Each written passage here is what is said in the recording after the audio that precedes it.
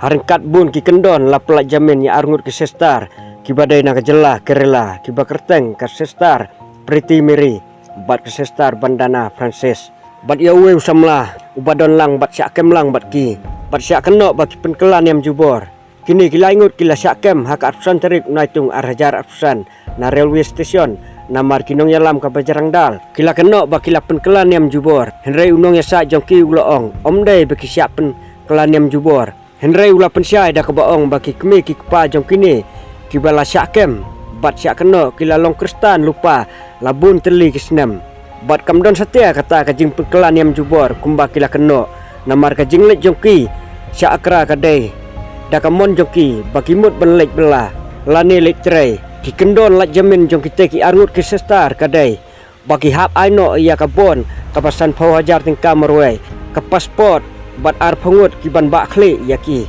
hak kajing lak jamin jongki kanong yalam ke CBM ke baranda karat ke bedai ru ke MP berim keladawa naka ain bakadai ban pensitom yaki nong yalam jong ke Bajarangdal bat yaki hindu ki belah keno lamler ke baranda karat ke laong bak kajing lak jamin jong ki sestar kadai kajing job jong ke riti sencar jong kari. Thrilled that today the NIA court in Bilaspur headed by Shri Sirajuddin Qureshi has at least brought a semblance of justice in the manufactured case against the nuns and the Adivasis by the BJP government in Chhattisgarh. The nuns have been granted bail. Of course, there are sureties that they have to fill.